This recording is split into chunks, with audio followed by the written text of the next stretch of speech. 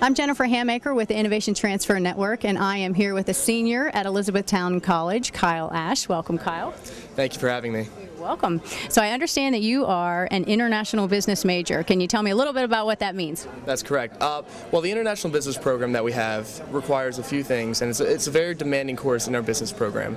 So that would require me to have studied abroad, which I already have. I have to have a mentor, which is coming up in the spring semester. So they kind of connect you on your senior year with other people that can kind of help you get to where you need to be after graduation. So I have that. I have honors in the discipline where I'll have to present a thesis on scholarship day, which a bunch of other companies will come on, and you have to write about like a 100-page thesis. The business program itself, I mean, it's a very demanding course. So being a senior this year, I would say that this is the year where I'm really having to put the work in, because I'm up till the late hours at night working on case studies right now for Dr. Chung, giving him a nice little shout out right now.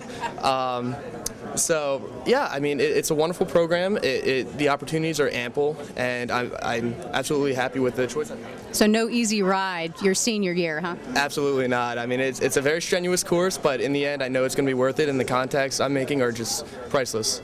So you're also a Spanish minor, is that accurate? And you have studied abroad, so how have you tied in being a Spanish minor with your travels abroad? Well, again, being an IB major, you have to study where you study the language, or you have to study in the country where you study the language. So I had an option between Spain and Ecuador. And the reason I chose Ecuador was for a number of reasons. First of all, I knew it would be slightly less expensive. Spain is one of those countries that you can always venture into as more of a tourist. So you never really know how stable Ecuador is going to be. And actually, the irony right now in it is the police tried to just do a coup. So I mean, thank God I went when I did. But I mean, wonderful experience. And I would just say that the culture down there really did expand my Spanish, it expanded my worldly views, and it did narrow down the direction that I want to go in life. So now, were you studying there, or were you working, or what was your activity while you were there? Well, all of the I had to attend a university, so it's funded through our tuition, and the only thing that we have to pay extra is like the flight and any extra cost that way. So I am attending college there. So all my courses were in Spanish. I had a language intensive course. I went down a month early, and then we would also have ventures where I got to see the Amazon. I traveled to the Galapagos through the program, and I mean, it was a wonderful program. Our director was a great guy. I lived with a host family.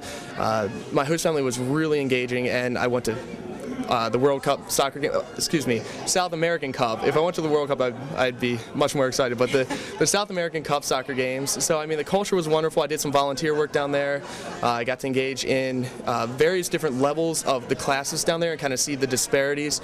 And even the businesses, and being a marketing major, I got to see how businesses conduct their business and how they advertise down there, and just how the daily life and routine is different to what we are here. And it was very interesting and very eye-opening for me. So. Now, some of the programs that you're involved in here, you're in Student Senate and you're in another program as well. Can you talk a little bit about that? Absolutely. Well, Student Senate, I mean, is clearly a great opportunity to be, and an organization to be involved in. For example, I mean, for homecoming, we're always networking with other businesses, trying to bring them onto campus. We have this thing called a midway where they'll be selling different various items of merchandise.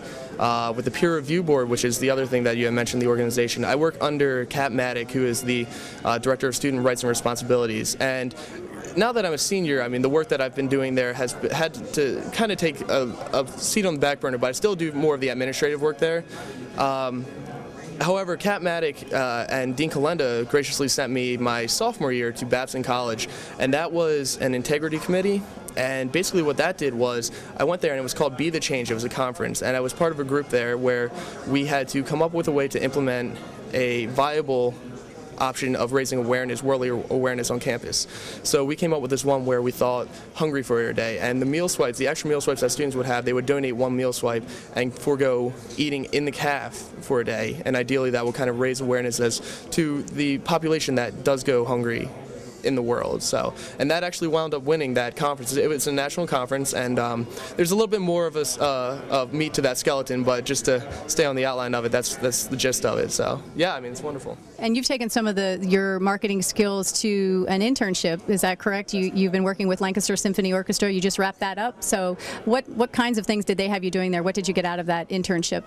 Well, actually, I took on the form of a man of many hats there, which was wonderful because I got to see the Lancaster Symphony Orchestra is a non-profit organization. So the majority of what I did, although it was networking and although I was calling some of the donors and some of the bigwigs in that sense, I also did a lot of stuff through the EITC, and the EITC program is a tax credit program where I would call various banks, various companies, local companies, and just say, listen, this is a way we could both mutually benefit. If you register through the EITC program, we are approved, and if you donate to us, you can file that as a credit and kind of sustain our continued success. So that was very important. I also helped set up, we just recently had, and this was kind of the culmination of my internship, was the 7th annual From the Top auction.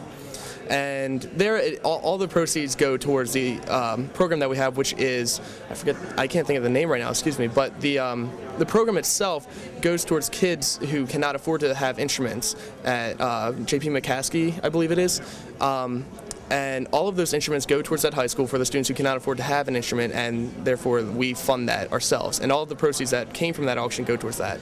So that was held at Doubletree Resort at the Palm Court, and it was beautiful. It was a wonderful time, and it went really smoothly. So the majority of my fall planning was for that. So it sounds like a lot of community engagement, corporate engagement, that type of thing? Yeah, a lot of networking, human resources as well. I would have some people call and say, hey, listen, I don't understand where my tickets are, that kind of thing as well. I dealt with a lot of that. And then the typical internship work too as well. But the majority was, they kind of gave me free rein, you know. I also did some research on social media marketing and just trying to figure out how we could reposition our target audience. I looked into getting LinkedIn per se. I also looked at the idea of Twitter for us and ways we could update and optimize our Facebook use. So just to kind of give us more of a tech-savvy, up-to-date image. So are they tweeting, and are they on Facebook and are LinkedIn? We're on LinkedIn at this point. However, tweeting is still a work in progress. We need to have an internship or an intern who can constantly update that. That'll be part of their duties in the near future. And so I've developed more of a reference book, also a file there. So when they don't have tasks going on, they can refer to that, and that part of that would be updating the websites. Okay, so as you look ahead and you're getting ready to graduate, what kind of company or what kind of opportunity are you looking for? Well, I also did some study in Geneva, and I really consider my study in Geneva, it was really two and a half weeks. I went with Dr. Paul, who was my advisor, my academic advisor. And I sat in on the UN, and that kind of really was a turning point for my career, and that made me realize that truly did narrow down where I want to go. And where I want to go at this point is I'm looking at the Peace Corps. I know it's a 2 to 3 year commitment, roughly, and I want to make more of a tangible change at this point. So after I would return, I'm looking at State Department, National Security Agency, even the Police Academy in Baltimore City, and working my way from there. I want to return to a grassroots approach in order to build my way up on merit. So that's my goal as of right now. Well, that sounds terrific. So we have a future world leader here with Kyle Ashe, who is a senior at Elizabethtown College.